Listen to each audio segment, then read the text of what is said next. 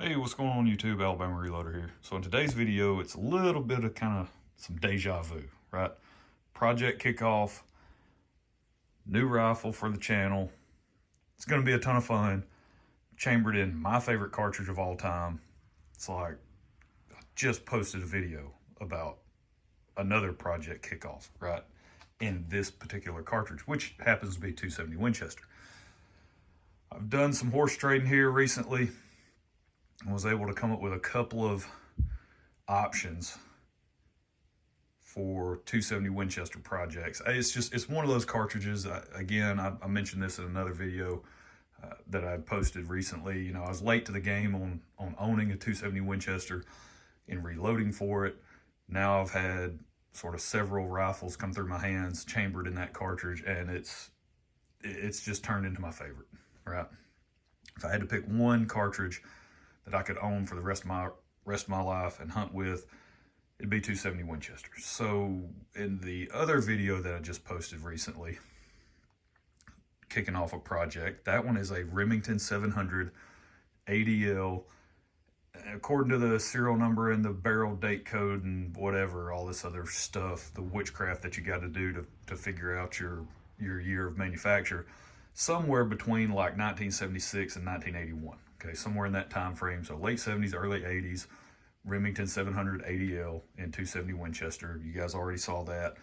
Hopefully you saw that video. If not, go check it out. But really, really excited about that particular project. I've shot a couple of 3-shot groups with that other rifle with these guys. Some Nosler, some of these Nosler 130 grain partitions. These are seconds, so kind of like factory blims from Nosler. Shot a couple of 3-shot groups in that Remington 700 with IMR 4350. Very, very promising results right off the bat. Just sort of initial kind of checking it out, and very promising stuff. I'm really excited about that project. But I'm just as excited about this project. This is a Browning X-Bolt max long range, and you can throw in some other words to make the title of the gun even longer, right? It's like they come up with these model names now that are just like, holy smokes. So Browning X-Bolt max long range in 270 Winchester. Again, did some horse trading on this, so I didn't buy it. I've only got 5 guns. I think I've got 5 rifles. That's it. So kind of just do some swapping around from time to time. That's how you get new stuff on the channel to do a project on. But this one, it was very interesting. What intrigued me the most about this particular setup, so I got the rifle, and then I added, this is a worn 20 MOA pick rail. I stopped by Mr. Big Guns just to see what they had that would fit this X-Bolt pattern. That's one of the things about the Browning. They got that whole X-Bolt little four square, 4 screw pattern. It's whatever. Kind of a pain in the butt, to be honest with you, to find stuff that fits. But they had a 20 MOA pick rail. Now, of course, it's like Cerakoted bronze, which doesn't even go with the rifle, but I don't care how it looks. I just needed something so I could get a scope on there. And this is my Athlon Midas Tac. This is a Gen 2 5-25 by 56. So I think Midway is still running these on sale, like an insanely good price for this optic. Go check them out on Midway. And then I got the worn, I believe these are the Mountain Tech rings, I think. I don't know. These are the rings that I had a problem with. If you guys saw that video where actually the previous set of rings, exact same rings, sort of broke, if you will, for lack of a better word, when I tried to assemble everything, and it actually scratched up my scope tube. So, but Warren replaced the rings, good to go there. So that's kind of the setup. I did throw a bipod on here, even though this is a Harris bipod, but it's not going to live on here. It's just for this video. And like anytime I clean it or anything, I'll use the bipod. But this has a really, really flat forend on the stock. This bipod just doesn't sit very well because it's more of it's made for more of a rounded forend, the bipod is. So I'll pull that off when I actually go to the range and shoot. I'll just use my front rest and my rear bag when I go to shoot. But really what intrigued me the most about this particular setup, this particular rifle, is the fact that Browning uses a 1 7.5 twist barrel. That's pretty fast for a 270 Winchester. Traditionally speaking, I know you're going to have some one-offs here and there. Some companies will put a little bit of a faster twist barrel in some of their stuff. I got it. So, you know, of course, someone's going to comment, oh no, by the way, XYZ does it with a fast twist barrel too. Whatever. Generally speaking, it's a 1 in 10. Okay. Go look at all the data out there, all of your load data from these various bullet manufacturers. It's a 1 in 10 twist. That is the traditional, put that in air quotes, standard twist for a 270 Winchester. So 1 in 7.5 is pretty fast, right? Comparatively speaking. So what that allows you to do, especially as a hand loader, is take advantage of the longer, heavier projectiles in 277, right? So kind of had some of those come to the market recently, more geared toward like a 6.8 Western type stuff. But you know, your Sierra 175 grain Game Changer, your Berger 170 grain Extreme Outer Limits, those types of bullets. Now Barnes, they have a 155 grain LRX in 277 diameter, and they recommend a 1 in 8 twist. So definitely going to get some of those and mess around with that particular bullet. The downside is trying to find load data for those really heavy projectiles. Like I said, Barnes has a 155. They actually have load data for that bullet, and they're approaching 3,000 feet per second. So that's going to be pretty cool.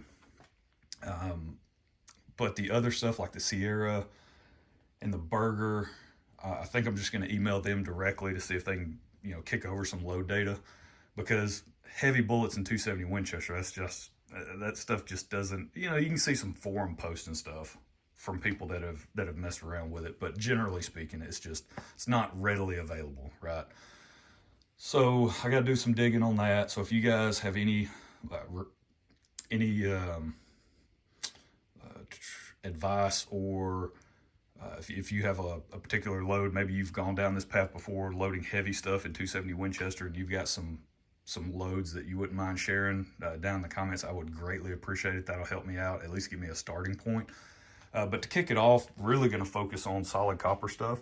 So this is some 129 grain LRX from Barnes, and then the 128 copper rose non-hollow point hunting bullet. So I'll load some of those, and then I'll load the hollow point version from McGuire Ballistics. So 128 grain and 129 to start off with, and see how it shoots. Like I said, it's got the fast twist barrel. It's got a 22-inch barrel, so it's kind of one of those where it was like that's somewhat of a womp womp, you know. It's a max long range, and you put a fast twist barrel on it so you can shoot heavy stuff, but then you give it a 22-inch barrel. You know, I get it because it's threaded, right? And that's the pressure of the market nowadays is, you know, if you're not running a suppressor, you're just not cool. So I guess I'm just not cool, but we'll just run it as it sits. That's a little bit of a downside there, the fact it's only got a 22-inch barrel. It'd be nice if it was from the factory like a 26. That'd be great.